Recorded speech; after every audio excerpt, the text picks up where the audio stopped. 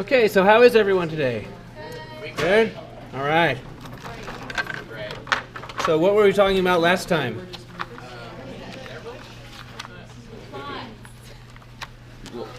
Lots. Yeah, okay. Yeah, there we go. All right, good. So we've got a couple things to talk about.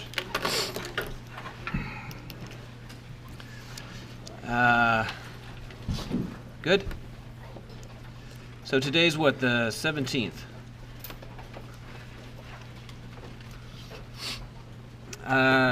First thing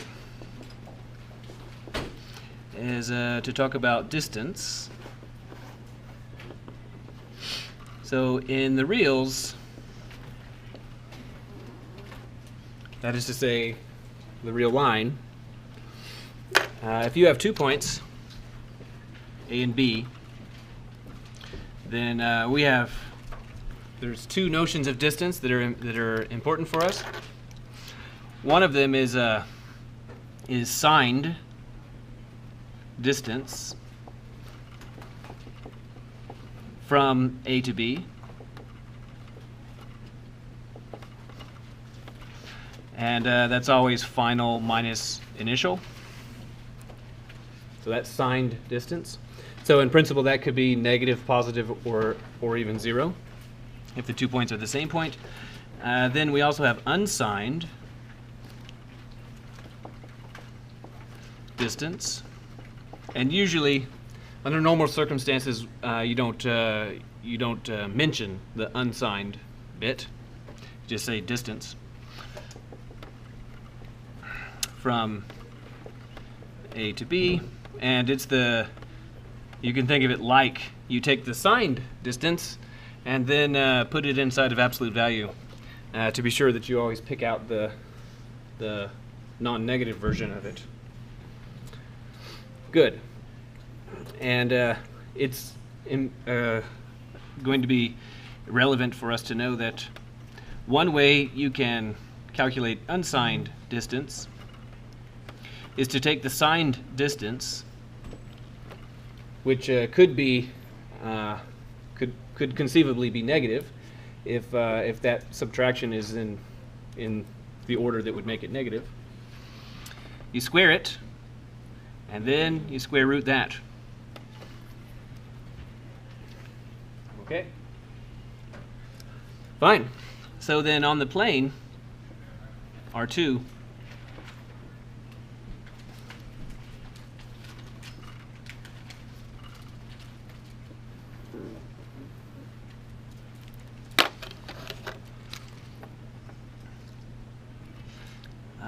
again, we have 2 points.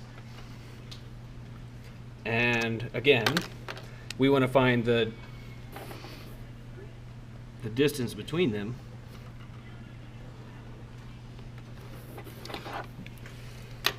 But we have to follow certain rules.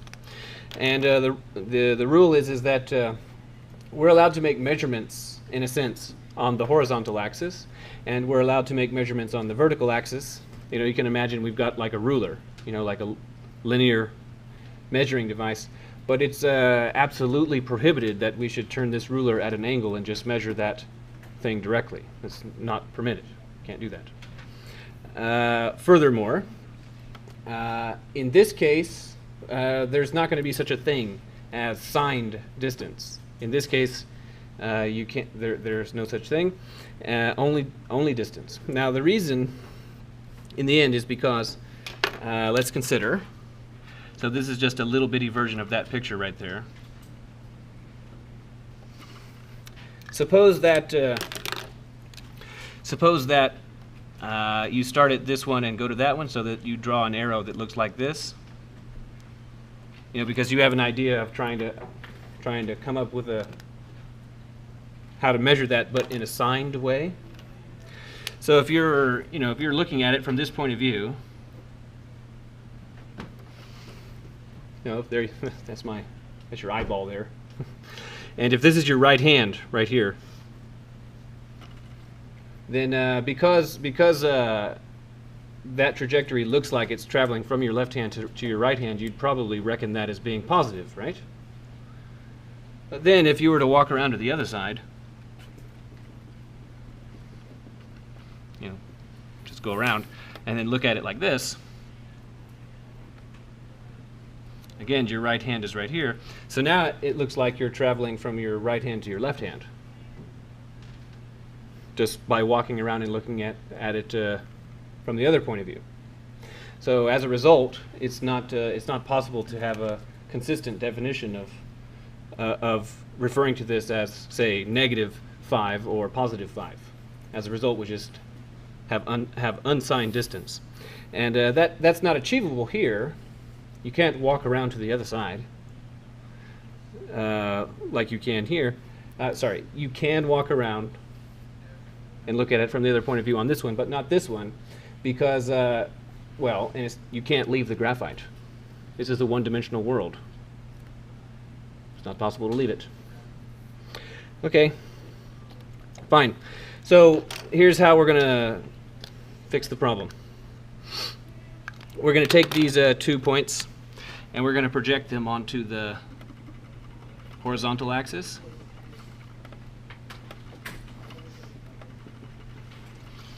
Okay, suppose we do that. So that's a right angle. Suppose we do that, and this measures x1, and this measures x2. So those are measurements that we're permitted to make on the horizontal. Similarly, we'll project those 2 points to the vertical axis.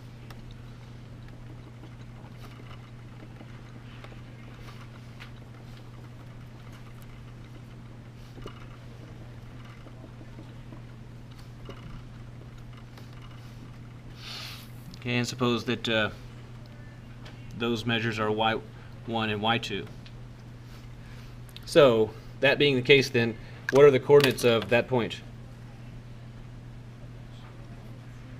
x1, y1, right? So that's the point x1, y1, and this other one x2, y2. So we're asking, what we want is the length, that length right there. Well, here's the deal. Because this is a rectangular coordinate system, that means that that right there is a right angle, which means that this is a right triangle. And now we're asking about the length of the hypotenuse of a right triangle. The question is now phrasable in that way.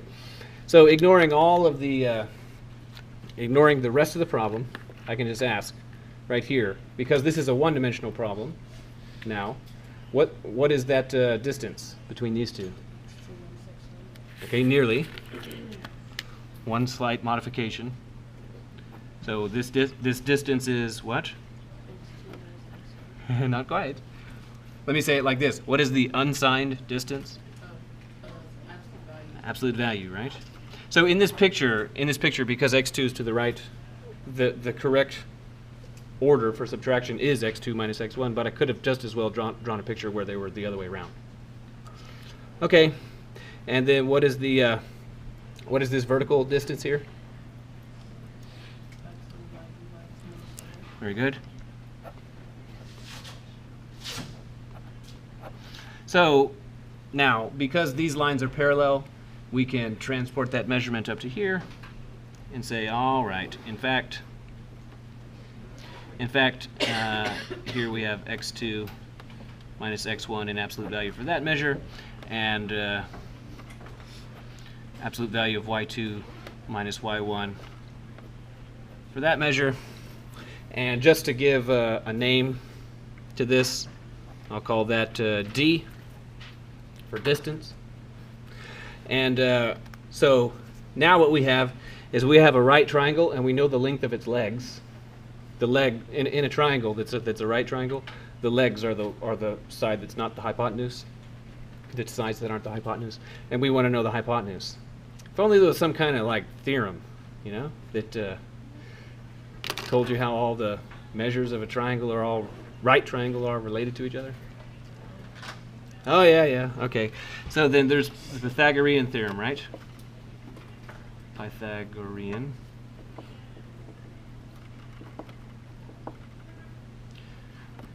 Theorem. The Pythagorean theorem is saying that the hypotenuse squared is you can get it by squaring each leg. So square the one leg, square the other leg, and then add them up, and that's got to be the hypotenuse squared.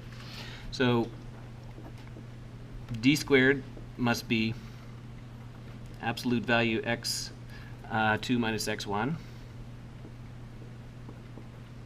Square that, plus absolute value y2 minus y1. Square that. So that's what Pythagoras is saying. And then I'm going to do something, and I want you to tell me what it is that I did and whether or not it's legitimate.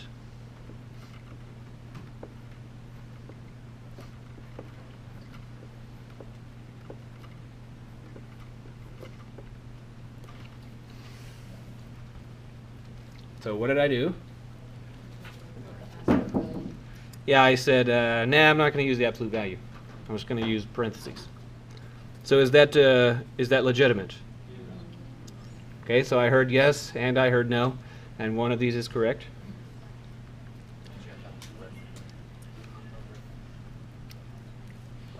Well, I'm just asking, algebraically, transitioning from here to here, is it legitimate? Yes. It is. Now, wait a second. You know, so many times this semester, I've said absolute value, you can't forget that. I've said it so many times. And yet, here I am dropping it and saying it's okay? Why?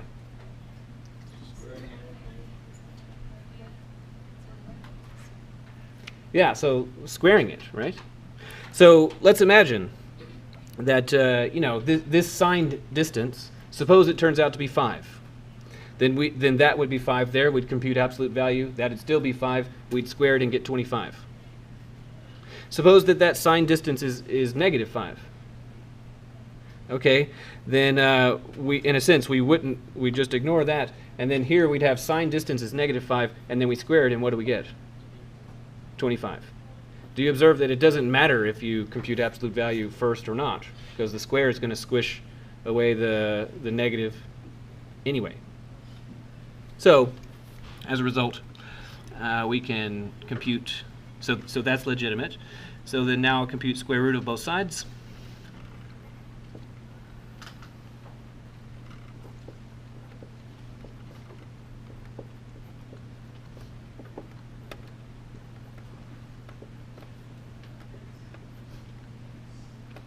Okay. And here I've got square root of d squared. So what's the square root of d squared? D? Why is it not absolute value of d?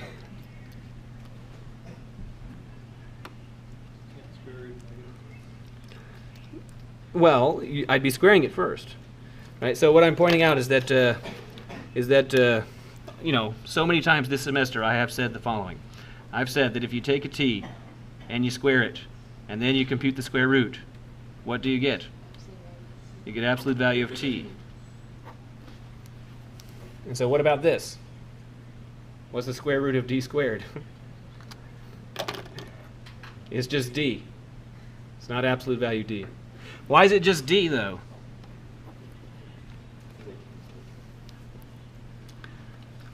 Why do I not have to have the absolute value? It's that. What are we defining? Distance. And in particular, when the adjective is not given, the adjective is unsigned. Okay, so we're talking about unsigned distance. It's not permitted that d should be negative by definition. So the absolute value is not necessary. Would you take off if we had the absolute value? Yes. But at any rate, this last thing that I'm writing, this is what needs to be memorized. Anyhow, I mean, it's definitely a good idea for you to know why the distance formula looks the way it looks. But in some sense, this is all that needs to be memorized. So now, hopefully, you can understand why I wrote the distance on the line like that. So the distance on the number line, I said, well, you square the signed distance and then you compute square root. Well, that's what we're doing down here.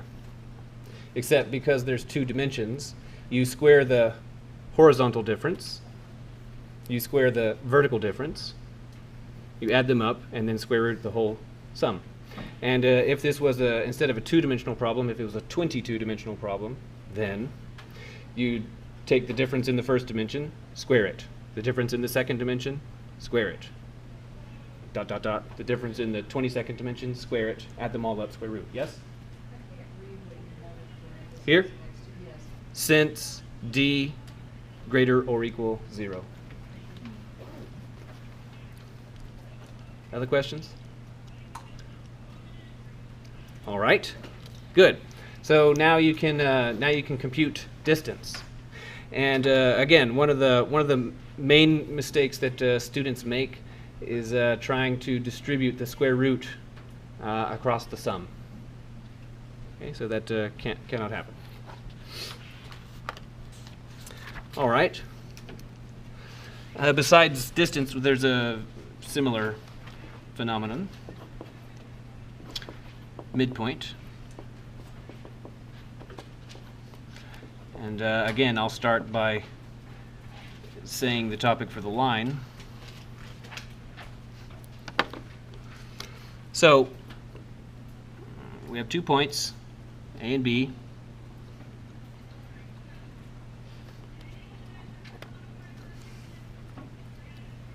And just to test your understanding, according to my drawing, are A and B negative or positive or what? I have no idea, right? You have no idea because I didn't say where 0 is. They could be, they could be enormously negative, because maybe 0 is like millions of miles that way. They could also just as well be positive. So by midpoint, so we want the point that's right in the middle, that one right there. Okay, so what we need is a formula for this. So here's something interesting. Well, if I were to ask, what's the midpoint of 10 and 20? 15, all right. What's the midpoint of, say, 35 and 40? 37.5, all right. What's the midpoint of negative 3 and 17?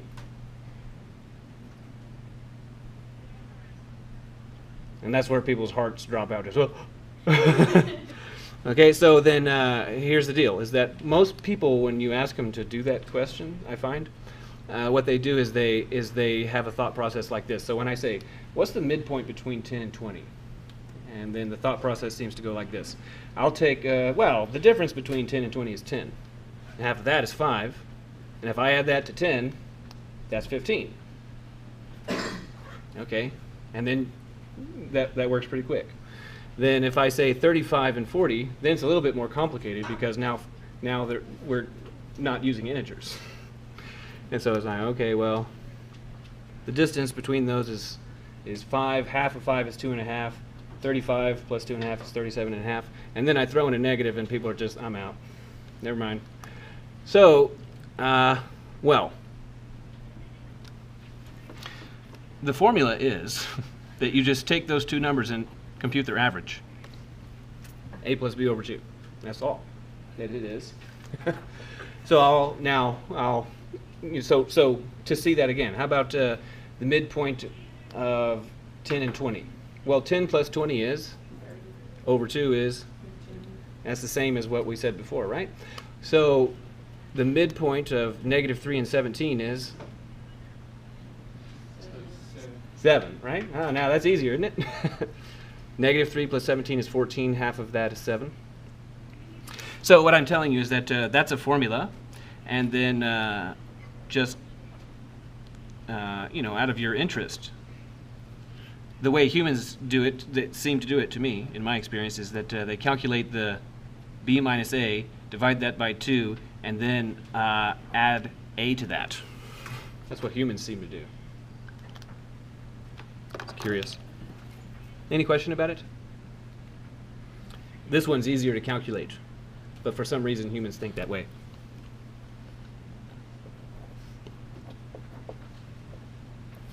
R2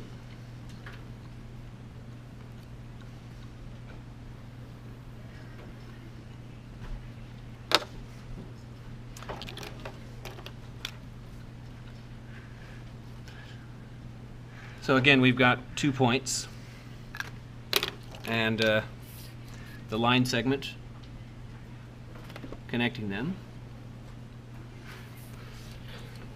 And the request is that we should take this line segment and find the point that's exactly halfway between the 2 endpoints. So about right there.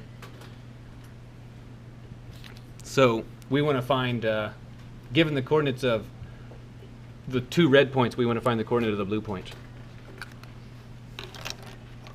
And we're only allowed to make horizontal measurements or vertical measurements, and it's not permitted that we should make any slanty measurements.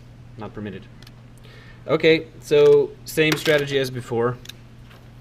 We'll project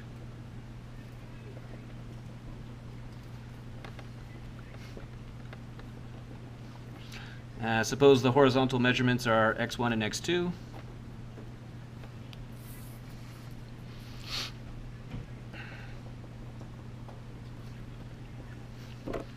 And the vertical measurements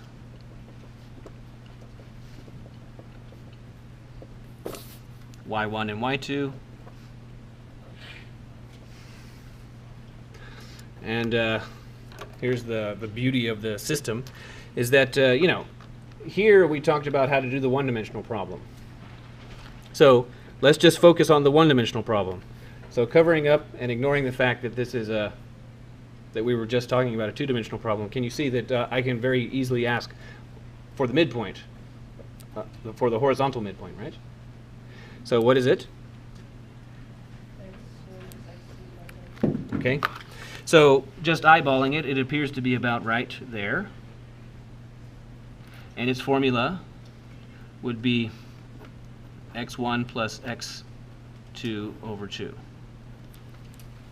And again, so that's the horizontal problem, and ignoring all of that and just looking at the vertical problem, there we have 2 measures.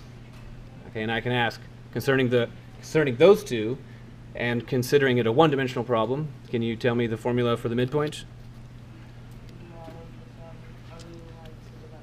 Very good. So it, just eyeballing it, it's about right there. So y1 plus y2 over 2. And then remember, what it was is that we wanted that blue point on that line segment in the middle there. We want the coordinates of that blue point. So what's the punchline?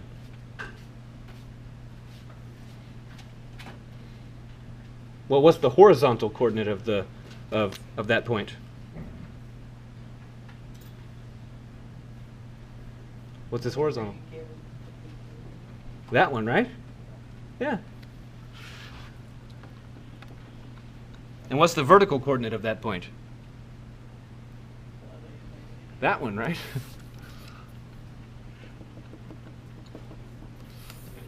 So its coordinates are x1 plus x2 over 2 in the horizontal coordinate, and y1 plus y2 over 2 in the vertical coordinate. And just, for help of formula and terminology, if we refer to this point as big A and this one as big B, like that, and then if we refer to the point in the middle there as M,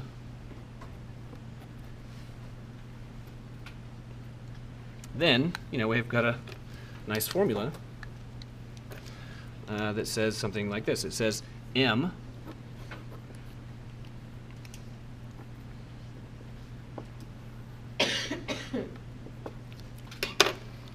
is that.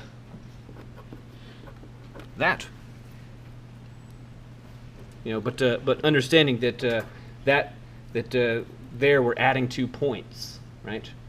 And how that's to be interpreted is that to add those 2 points, you add the first coordinates together and you add the second coordinates together, and then to divide it all, you divide the first coordinate by 2 and also the second coordinate by 2. And doing it that way, you can see that the formulas look exactly the same. Any question about this? All right, so one of the questions, one of the homework questions, is something like this. So I give you a circle.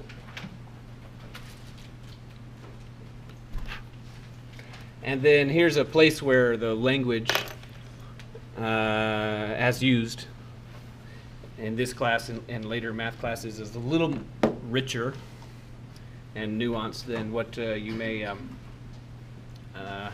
previously experienced. So like if you, what is the name, what's the name of the distance from, say, the center of the circle to any point on the circle? What's that name? Radius, right? And, and then twice that is called diameter, right? But here's the deal, is that concerning that language, if I select 2 points like that, and it's a line segment which goes through the center,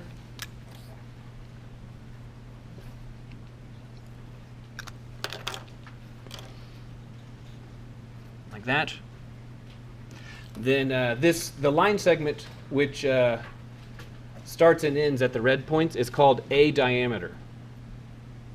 A diameter. And if I draw another one, for example, like this one right here, then this one is another diameter. So that's a diameter. That's a diameter. If you take a pizza and you run the pizza cutter across it and you go straight through the middle, then that's a diameter. So circles, in fact, have infinitely many diameters, because a diameter is this line segment. So when you say a diameter, you're talking about this line segment. But for a circle, all of the diameters have the same length. And that's what's meant by the diameter. So you've got to be kind of careful. If someone uses the definite article, the, and they say the diameter, they're talking about the length of any one of the many diameters. You catch the difference? If you use the indefinite article and say a diameter, you're talking about maybe that one. And the same thing is true of radius. So a radius is a line segment that goes from the center to any point on the circle. So like, there's a radius, there's another, there's another, there's another. 4 radii are shown here. But all radii have the same length. So when you say the radii, you're talking about the length. Good. So if I were to give you a diameter, and I was to give you the endpoints of a diameter, how could you find, like, say, the radius of the radius of the circle? Right. Find the length of the diameter I gave you and divide by 2. Okay, and how could you, if I gave you a diameter, how could you find, say, the center of the circle? Not quite. Something slightly different. Like if I gave you the red points, how could you find the green point?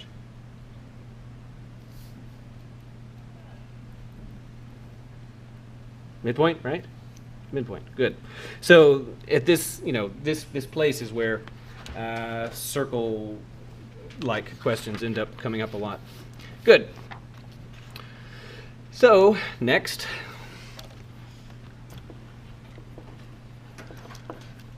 we have something called a linear equation in one variable.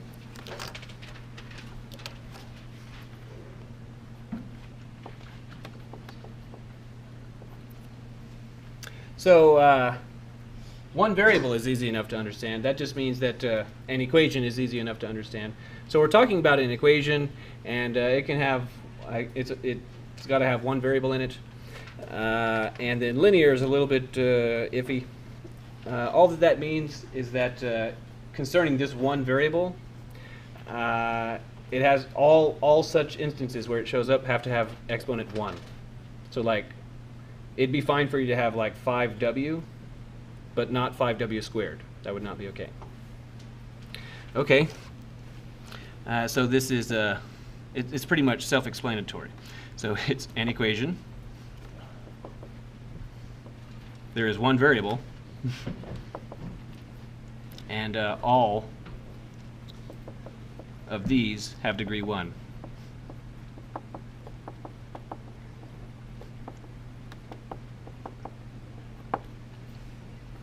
All right, so concerning those, some examples. So I could say something like, well, how about 13 W minus 14 equal 2018?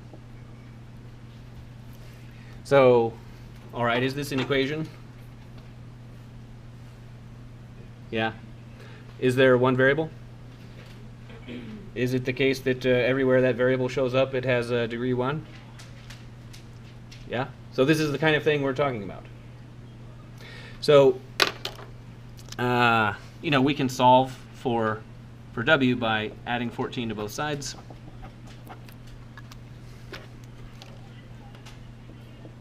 So that we have 13W is 2032. And then divide both sides by 13.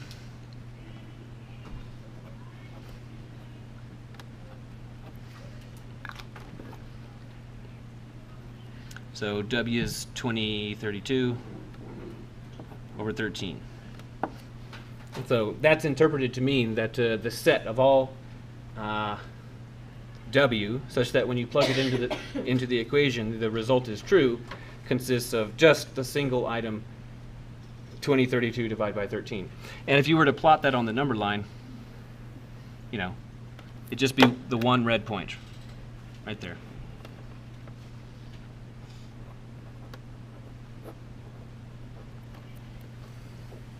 So no other points would be red. So how about this one?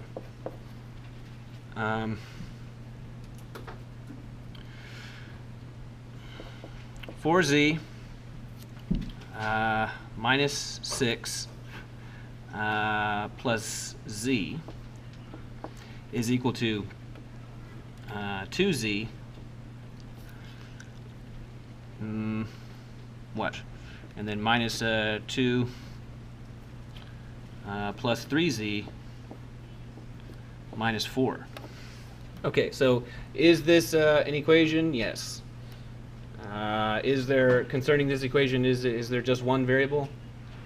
Yes, and then concerning all the places where that one variable shows up, do they all have degree 1? Yes. All right, so this is the kind of thing that we're talking about. But note that there's nothing at all special about the name of the variable. Okay, we were doing W here, now we're doing Z. So if we want to solve this, then probably best to collect like terms on both sides. So concerning, ignoring the right side and just looking at the left, how can we simplify the left-hand side? Right. So we'd have something like 5z minus 6, and then now ignoring the left-hand side and only looking at the right-hand side, how does it look? Okay. Oops.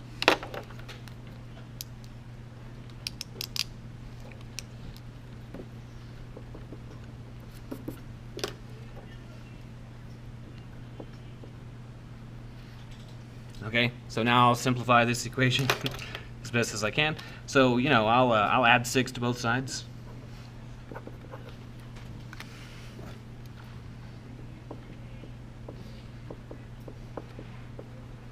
And now I'll subtract 5z from both sides.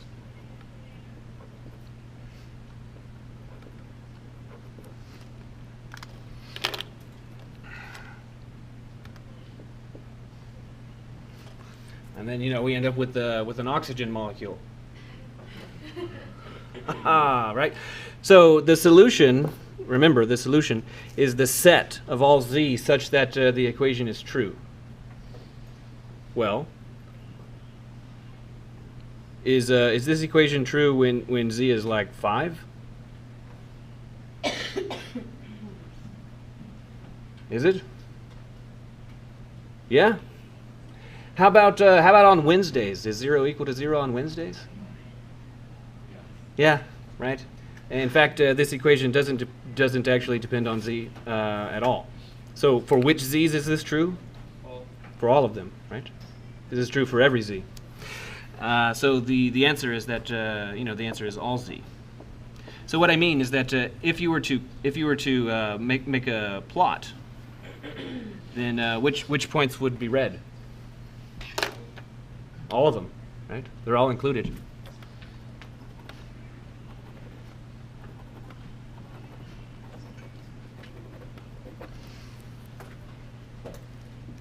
So they're all there. So that's a big upgrade, between just one and then to all of them. Okay, what about this one? What about 5y? I don't know. I don't know. 5y subtract. I'll just make this as easy as possible.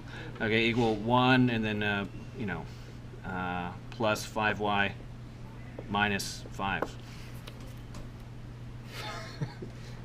So it's not like. Oh wait, I don't want to do that.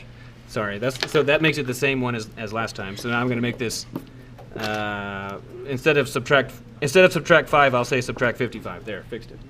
So now, if we simplify this equation, all right, if we subtract 5y from both sides,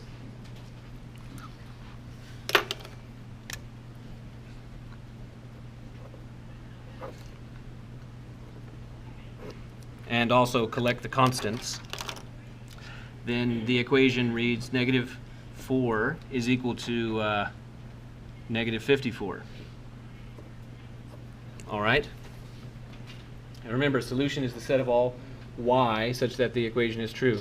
So which y's will make this true? None, right? By the way, is this an equation? Yes. Yeah.